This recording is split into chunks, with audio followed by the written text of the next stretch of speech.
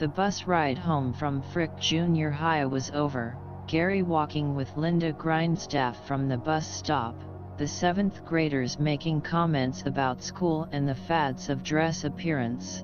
Gary having never given serious thought to dress or countenance, but Linda opened a closed door. She was good-natured in her comments, pointing out the differences in classmates. She was correct, his friends, Don Bryant and Hank Ball, sported flat tops, and there were other differences that he recognized, both having expensive brands of clothes. Even at Burkhalter Elementary, Don and Hank always dressed better than many of the others, Gary accrediting their upscale clothes to an accepted fact, their family income, Don's father a banker, and Hank's dad, the general manager of Ball Cannery. He realized that there were those who appraised a person by appearance or attire, but Gary was more into assessing people by their character, their interest, and the way they acted. The youth was aware of the struggle his family endured to provide the necessities for him and his sisters, and for the most part felt comfortable in his appearance. He was discovering that junior high was far different from elementary school, where you spent 6 years with the same classmates, in the same room all day. Your classmates were more like brother and sisters, accepting each other, and for some reason, they always looked the same no matter how they dressed. With some thought, it was a truism, like family, Linda was always Linda, and Hank was always Hank, regardless of what they were wearing. Gary realized that a midterm class didn't have a new craze or fad to contend with, unlike the fall semester class entering junior high after summer vacation. There was no school break for the start of the spring semester. The grade change for the midterm class seemed like a continuation of the school year. The introduction of style and fad was a new issue thrust upon the new 7th grader. The latest clothing fad at school was Levi's, and because of family finances, and their higher cost, Gary would settling for a generic brand pair of jeans. But with his new-found Tribune paper route income offering to supplement the added cost, it wasn't long before he was finally able to acquire his one and only pair of Levi's. It was a well-known fact that Levi's wearers would go weeks without washing them, even to the point of hiding their jeans from their weekly wash.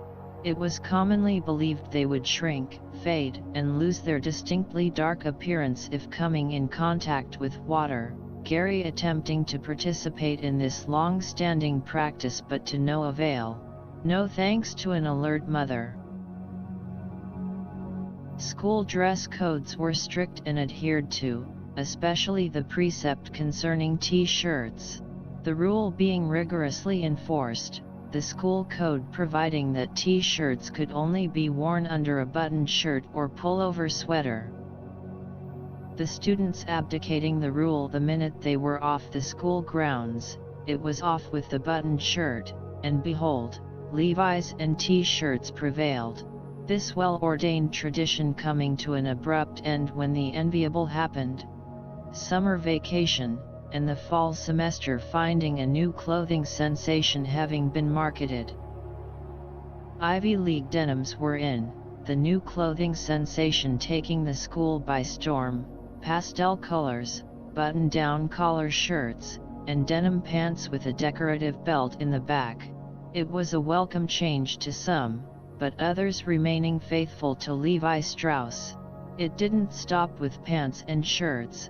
A new adage was adopted, wingtip shoes, and with them, came the reverbing sound of horseshoe taps echoing in the school corridors. Besides the advent of wingtips, the junior high boys sported a new version of necktie. It was called tennis shoes. In junior high the boys didn't dress for gym except for shoes. It was soon realized that the best way to carry your tennis shoes from your school locker to gym class was with laces tied together and the shoes slung around your neck. Not surprising, inventiveness of the student body was limitless. The only apparel that for a time seemed to remain the same was the denim jacket, and soon it would be altered. It was officially known as a varsity letterman jacket, but it was better known on the school grounds as a 49er, named for the San Francisco NFL team. It was a wool jacket with leather arms, and unfortunately price prohibitive for Gary until a pseudo-brand was finally manufactured.